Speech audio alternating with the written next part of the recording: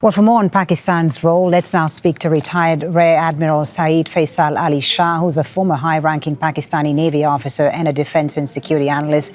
He's joining us from Islamabad. Thank you so much for your time. I know you spent some time in Iran as well, so we very much look forward to hearing your expertise on this. Can I ask you first, what is at stake for Pakistan in these negotiations and how it is approaching them? Is it from a security lens or a diplomatic lens?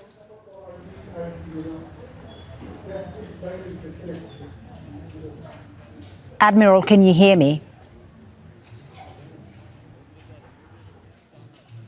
Okay, we seem to have lost our connection with Admiral Faisal in Islamabad there. Hopefully we will reestablish it and find out more about Pakistan's role in these negotiations between the Americans and Iranians. In the meantime, let's tell you about the British Prime Minister's visit to Qatar, which is part of his trip to the Gulf region, his tour of the Gulf region, which has also taken him to the United Arab Emirates and Saudi Arabia. Keir Starmer says he's been discussing the UK's defence support for the region and the ceasefire between the US and Iran. Well, the overarching impression here is the importance, as they see it, as us standing with them as an ally, as a friend of theirs, at a point of need. And there's been reflection on the work that we've done with them over the last 6 to 7 weeks on collective self-defence. Here in Qatar, we've got a joint squadron. So a real sense of here we are as an ally, standing with our allies when it matters most to them. Obviously, the discussion moved very quickly to the ceasefire, a sense that it's fragile, that more work is needed, that the Strait of Hormuz has to be part of the solution, a very strong sense that there can't be tolling or restrictions on that navigation.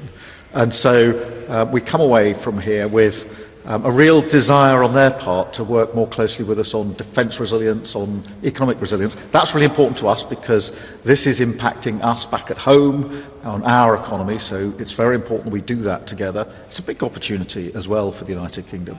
So it has been important that we've been here, and there's a sense here, as there is, I think, in the United Kingdom, that this conflict is going to define us for a generation, and we must respond, and we will respond with strength. All right, going back to the negotiations in Islamabad, joining us once again, retired Rear Admiral Syed Faisal Ali Shah, former high-ranking Pakistani Navy officer and defense and security analyst. Thank you, Rear Admiral, for your time. Hopefully you can hear me this time. Can I ask you first, what is at stake for Pakistan in these negotiations and how it's approaching them? Is it from a security lens or a diplomatic perspective?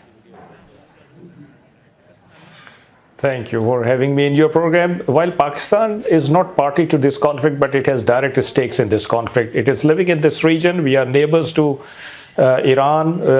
We have very good relations with US also. We know the region, the dynamics of the region, whatever is happening.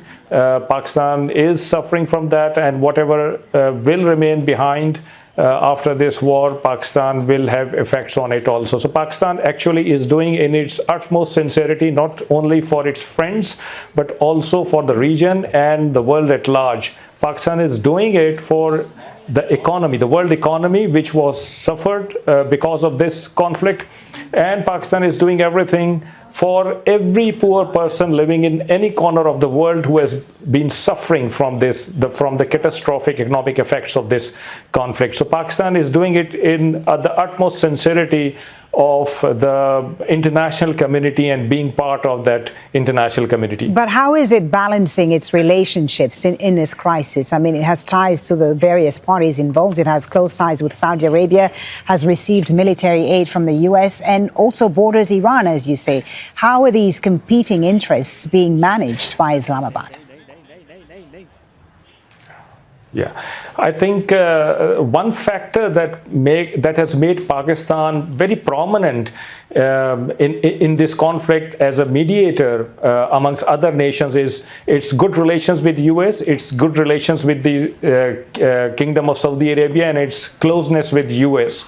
And that's what has made Pakistan very prominent, but that has also been a factor that made Pakistan very cautious also, and Pakistan has been walking a very tightrope so far.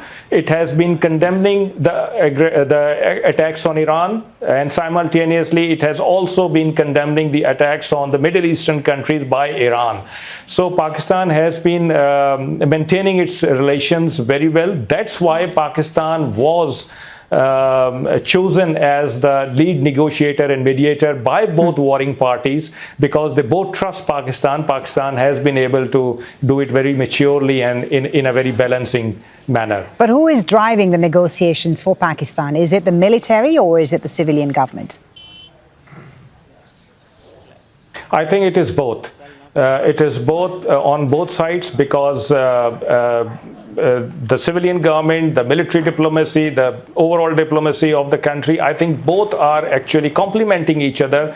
They both have good contacts with different factions in the warring parties in the countries that have been in the conflict. So we are making use of every effort, everything that we have in our kitty to make it happen. So it's a combination of both, and it's a very successful combination. You can see that ceasefire looked very difficult, but it happened.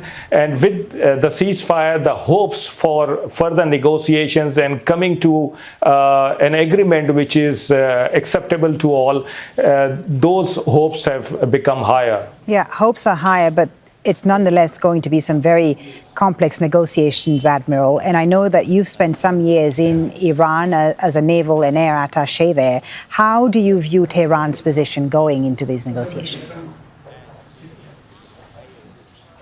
I think I feel that Iranians are very deft in diplomacy. They can handle the pressure also, and that's what has been very vivid and obvious before the ceasefire also till last time. They were adamant on having their agenda points furthered, but then they accepted the ceasefire deal. I believe that the utmost requirement of Iranians is the guarantee that the war will not be imposed upon them after a few months. They just don't want the respite. They want a complete cessation of hostilities for a good time. They would also not like to, I think, give concessions on the ballistic missile capability. That's what I feel, because it's part and parcel of their defense. Without it, they will be very, very vulnerable.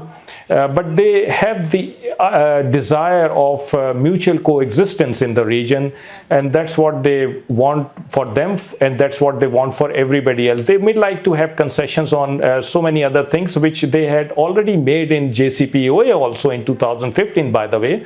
And there were reports also that before 28 February, while the negotiations were going on, they had made concessions to many of the demands of the US, and that's why the negotiations were going in a favorable direction until on 28 February attack was launched on Iran. So I feel that they are very sensible and mature people. I believe that they are going to act according to their ground realities and their future, prosperous future of Iran as well as of the region. Admiral, thank you so much for speaking to us. Thank you for sharing your views. That's retired Rear Admiral Syed Faisal Ali Shah joining us from Islamabad.